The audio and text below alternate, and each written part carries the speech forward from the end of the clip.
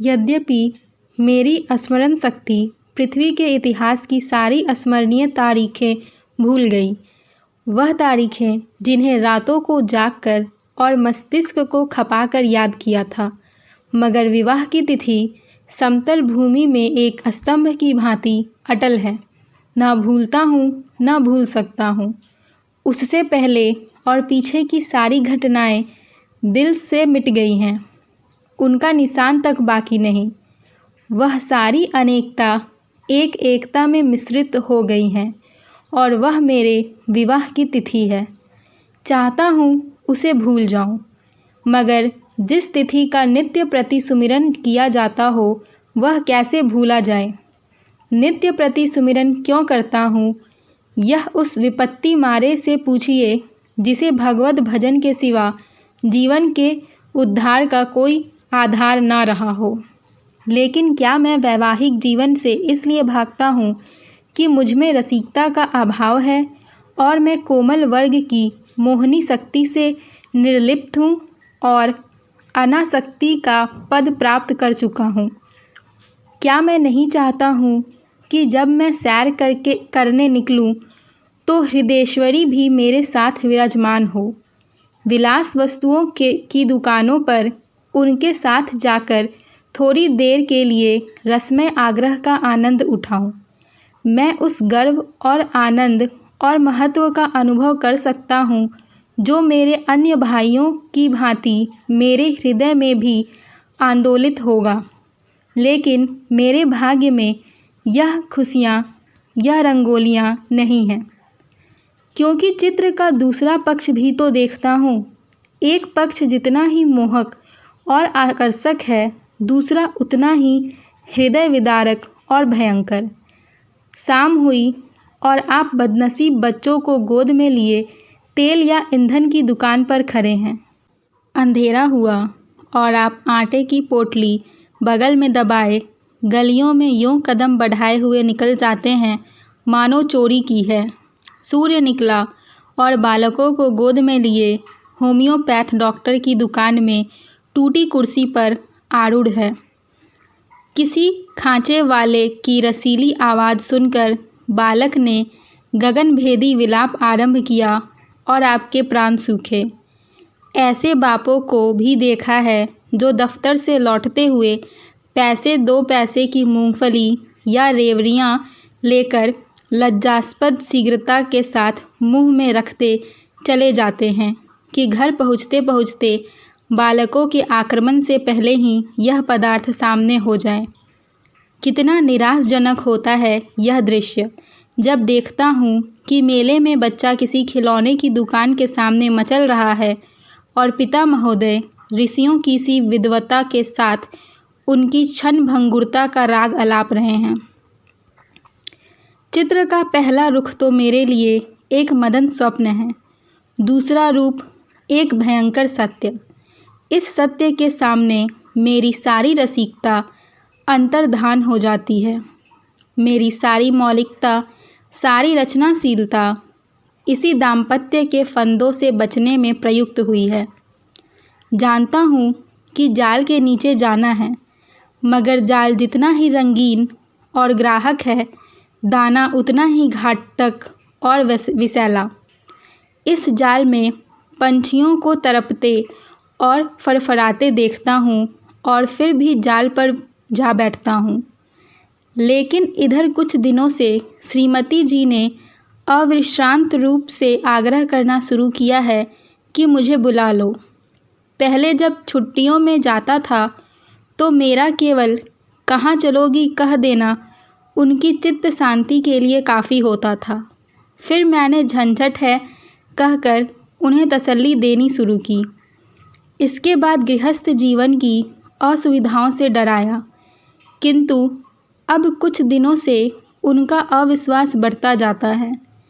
अब मैंने छुट्टियों में भी उनके आग्रह के भय से घर जाना बंद कर दिया है कि कहीं वह मेरे साथ ना चल खड़ी हो, और नाना प्रकार के बहानों से उन्हें आशंकित करता रहता हूँ। मेरा पहला बहाना पत्र संपादकों के जीवन की कहानियों के विषय में था। कभी 12 बजे रात को सोना नसीब होता है, कभी रात जगा करना पड़ता है। सारे दिन गली गली ठोकरें खानी पड़ती है। इस पर तुर्रा यह है कि हमेशा सिर पर नंगी तलवार लटकती रहती है। ना जाने कब गिरफ्तार हो जाऊं, कब जमानत तलब हो जाए। खुफिया पुलिस की एक फ़ौज हमेशा पीछे पड़ी रहती है। कभी बाज़ार में निकल जाता हूँ तो लोग उंगलियां उठाकर कहते हैं कि वह जा रहा है अखबार वाला। मानव संसार में जितने दैविक, आधि दैविक, भौतिक, आधि भौतिक बाधाएं हैं, उनका उत्तरदायी मैं हूँ। मानो मेरा मस्तिष्क झूठी खबरें गढ़ने का कार्यालय है। सारा दिन अफसरों की सलामी और पुलिस की खुशामद में गुजर जाता है। कांस्टेबलों को देखा और प्राण पीड़ा होने लगी। मेरी तो यह हालत है और हुक्काम है कि मेरी सूरत से कांपते हैं। एक दिन दुर्भाग्यवश एक अंग्रेज के बंगले की तरफ जा निकला। साहब ने पूछा, क्या काम करता है? मैंने गर्व के साथ कहा, पत्र का संपादक हूँ। साहब तुरंत अंदर घुस गए और कपाट मुद्रित कर लिए। फिर मैंने मेम साहब और बाबा लोगों को खिड़कियों से झांकते देखा, मानो कोई भयंकर जंतु हो। एक बार रेलगाड़ी में सफ़र कर रहा था, साथ और भी कई मित्र थे, इसलिए अपने पद का सम्मान निभाने के लिए सेकंड क्लास का टिकट लेना पड़ा।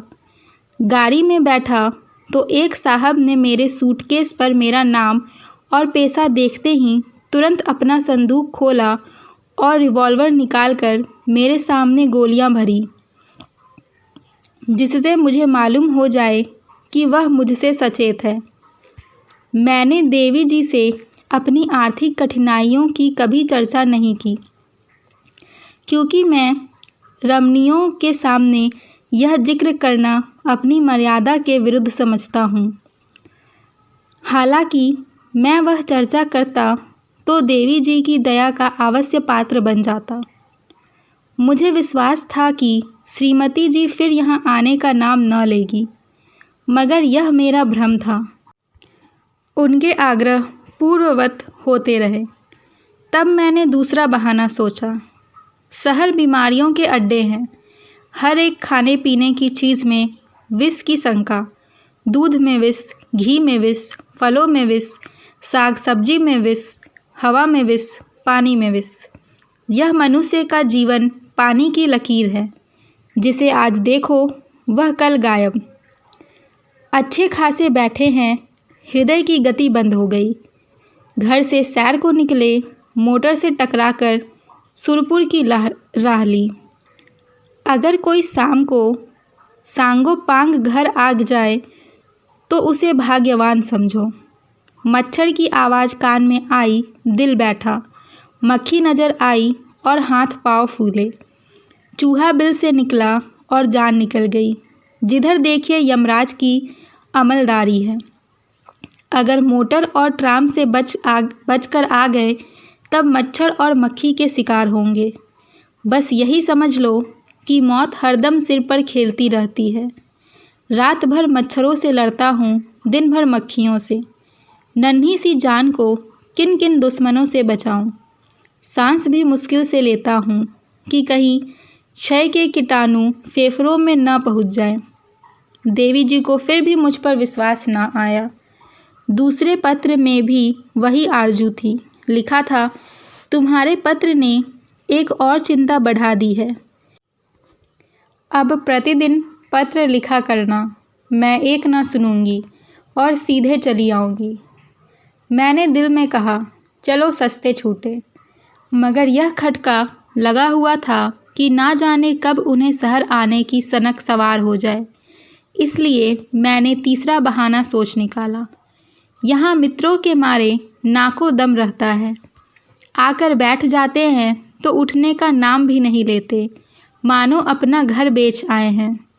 अगर घर से टल जाओ तो आकर बेधड़क कमरे में बैठ जाते हैं और नौकर से जो चीज़ चाहते हैं उधार मंगवा लेते हैं।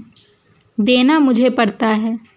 कुछ लोग तो हफ्तों परे रहते हैं, टलने का नाम ही नहीं लेते। रोज़ उनकी सेवा सत्कार करो, रात को थिएटर या सिनेमा दिखाओ, फिर सवेरे तक ताश या शतरंज खेलो। अधिकांश तो ऐसे हैं जो शराब के बगैर जिंदा ही नहीं रह सकते। अक्सर तो बीमार होकर आते हैं, बल्कि अधिकतर बीमार ही रहते हैं। अब रोज़ डॉक्टर को बुलाओ, सेवा करो, रात भर सिरहाने बैठे पंखा झलते रहो, उस पर यह शिकायत भी सुनते रहो कि यहाँ कोई हमारी बात ही नहीं पूछता। मेरी घड़ी महीनों से मेरी कलाई पर नहीं आई, दोस्तों के साथ जलसों में शरीक हो रही है। अचकन है वह एक साहब के पास है, कोट और दूसरे साहब ले गए, जूते और एक बाबू ले उड़े। मैं वही रद्दी कोट और वही चमरौधा जूता पहनकर दफ्तर जाता हूँ। मित्र वृंद ताड़ते रहते हैं कि कौन सी नई वस्तु आई है। कोई चीज़ लाता हूँ तो मारे डर के संदूक में बंद कर देता हूँ। किसी की निगाह पड़ जाए तो कहीं न कहीं न्योता खाने की धुन सवार हो जाएगी। पहली तारीख को वेतन मिलता है तो चोरों की तरह दबे पांव घर आता हूँ कि कहीं कोई महाशय रुपए की प्रतीक्षा में द्वार पर धरना जमाए न बैठे हों। मालूम नहीं उनकी सारी आवश्यकताएं पहली ही तारीख की बाट क्यों जोहती रहती हैं।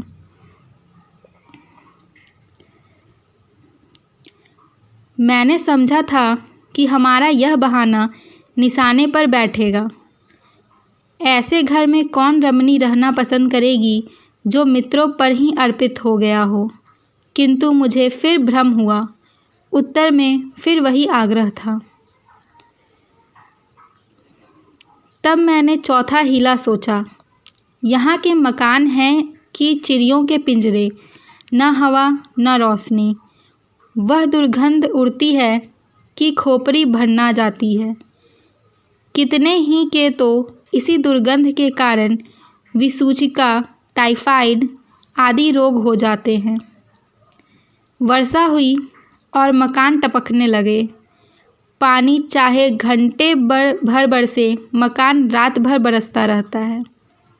ऐसे बहुत कम घर होंगे जिनमें प्रेत बाधाएं ना हो। लोगों को डरावने स्वप्न दिखाई देते हैं। कितनों ही को उन्माद रोग हो जाता है। आज नए घर में आए, कल ही उसे बदलने की चिंता सवार हो गई। कोई ठेला असबाब से लदा हुआ जा रहा है, कोई आ रहा है। जिधर देखिए ठेले ही ठेले नज़र आते हैं। चोरियां तो इस कसरत से होती है कि अगर कोई रात कुशल से बीत जाए तो देवताओं की मनौती की जाती है। आधी रात हुई और चोर चोर की आवाज़ें आने लगी। लोग दरवाजे पर मोटे मोटे लकड़ी के फट्टे या जूते या चिमटे लिए खड़े रहते हैं। फिर भी चोर इतने कुशल हैं कि आंख बचाकर अंदर पहुंच ही जाते हैं। एक मेरे बेतकल्लुफ़ दोस्त हैं। स्नेहवश मेरे पास बहुत देर तक बैठे रहते हैं। रात अंधेरे में बर्तन खड़के तो मैंने बिजली की बत्ती जलाई। देखा तो वही महाशय बर्तन समेट रहे हैं। मेरी आवाज़ सुनकर जोर से कहा मारा और बोले, मैं तुम्हें चकमा देना चाहता था। मैंने दिल में समझ लिया अगर निकल जाते तो बर्तन आपके थे। जब जाग पड़ा तो चकमा हो गया। घर में आए कैसे थे यह रहस्य है। कदाचित रात को ताश खेलकर चले तो बाहर जाने के बदले नीचे अंधेरी कोठरी में छिप गए। एक दिन एक महाशय मुझसे पत्र लिखाने आए। कमरे में कलम दवात न थी। ऊपर के कमरे में लाने गया। लौटकर आया तो देखा आप गायब हैं और उनके साथ फाउंटेन पेन भी गायब है। सारांश यह कि नगर जीवन नरक जीवन से कम दुखदाई नहीं है, मगर पत्नी जी पर नागरिक जीवन का ऐसा जादू चढ़ा हुआ है कि मेरा कोई बहाना उन पर असर नहीं करता। इस पत्र के जवाब में भी उन्होंने लिखा, मुझसे बहाने करते हो, मैं हरगिज ना मानूंगी। तुम आकर मुझे ले जाओ। आखिर मुझे 5वां बहाना करना पड़ा। यह खांचे वालों के विषय में था। अभी बिस्तर से उठने की नौबत नहीं आई कि कानों में विचित्र आवाज़ें आने लगी। बाबुल के मीनार के निर्माण के साथ ऐसी निरर्थक आवाज़ें न आई होंगी। वह खांचे वालों की शब्द क्रीड़ा है। उचित तो यह था, यह खांचे वाले ढोल मंजीरे के साथ लोगों को अपनी चीज़ों की ओर आकर्षित करते, मगर इन औंधी अकल वालों को यह कहाँ सूझती। ऐसे पैशाचिक स्वर निकालते हैं कि सुनने वाले के रोए खड़े हो जाते हैं। बच्चे माँ की गोद में चिमट जाते हैं। मैं भी रात को अक्सर चौंक पड़ता हूँ। एक दिन तो मेरे पड़ोस में एक दुर्घटना हो गई। 11 बजे थे। कोई महिला बच्चे को दूध पिलाने उठी थी। एकाएक जो किसी खांचे वाले की भयंकर ध्वनि कानों में आई तो चीख मारकर चिल्ला उठी और फिर बेहोश हो गई। महीनों की दवा दारू के बाद अच्छी हुई और अब रात को कानों में रुई डालकर सोती है। ऐसे कृत्य नगरों में नित्य होते रहते हैं। मेरे ही मित्रों में कई ऐसे हैं जो अपनी स्त्रियों को घर से लाए, मगर बेचारियां दूसरे ही दिन इन आवाज़ों से भयभीत होकर लौट गईं। श्रीमती जी ने इसके जवाब में लिखा, तुम समझते हो मैं खांचे वालों की आवाज़ों से डर जाऊंगी? यहाँ गीदड़ों का हौवाना और उल्लुओं का चीखना सुनकर तो डरती नहीं, खांचे वाले से क्या डरूंगी। अंत में मुझे एक ऐसा बहाना सूझा जिसकी सफलता का मुझे पूरा विश्वास था। यद्यपि इसमें कुछ बदनामी थी, लेकिन बदनामी से मैं इतना नहीं डरता जितना उस विपत्ति से। फिर मैंने लिखा, शहर शरीफ जादियों के रहने की जगह नहीं। यहाँ की महरियाँ इतनी कटुभाषिणी हैं कि बातों का जवाब गालियों से देती हैं, और उनके बनाव संवार का क्या पूछना। भले घर की स्त्रियाँ तो उनके ठाट देखकर ही शर्म से पानी पानी हो जाती हैं। सिर से पांव तक सोने से लदी हुई सामने से निकल जाती हैं तो ऐसा मालूम होता है कि सुगंधी की लपट निकल रही हो। गृहिणियाँ ये ठाठ कहाँ से लाएं? उन्हें तो और भी सैकड़ों चिंताएं हैं। इन स्त्रियों को तो बनाव सिंगार के सिवा दूसरा काम ही नहीं। नित्य नई सज धाज, नित्य नई अदा, और चंचल तो इस गजब की हैं मानो अंगों में रक्त की जगह पारा भर दिया हो। उनका चमकना और मटकना और मुस्कुराना देखकर गृहिणियाँ लज्जित हो जाती हैं और ऐसी दीदा दिलेर हैं कि ज़बरदस्ती घरों में घुस पड़ती हैं। जिधर देखो इनका मेला सा लगा हुआ है। इनके मारे भले आदमियों का घर में बैठना मुश्किल है। कोई खत लिखने के बहाने से आ जाती है, कोई खत पढ़ाने के बहाने से। असली बात तो यह है कि गृह देवियों का रंग फीका करने में इन्हें आनंद आता है। इसीलिए शरीफ जादियाँ बहुत कम शहरों में आती हैं। मालूम नहीं इस पत्र में मुझसे क्या गलती हुई कि तीसरे दिन पत्नी जी एक बूढ़े कहार के साथ मेरा पता पूछती हुई अपने 3 बच्चों को लिए एक असाध्य रोग की भांति आ डटी। मैंने बदहवस होकर पूछा, क्यों, कुशल तो है? पत्नी जी ने चादर उतारते हुए कहा, घर में कोई चुड़ैल बैठी तो नहीं है? यहाँ किसी ने कदम रखा तो नाक काट लूँगी। हाँ, जो तुम्हारी सह ना हो। अच्छा, तो अब रहस्य खुला।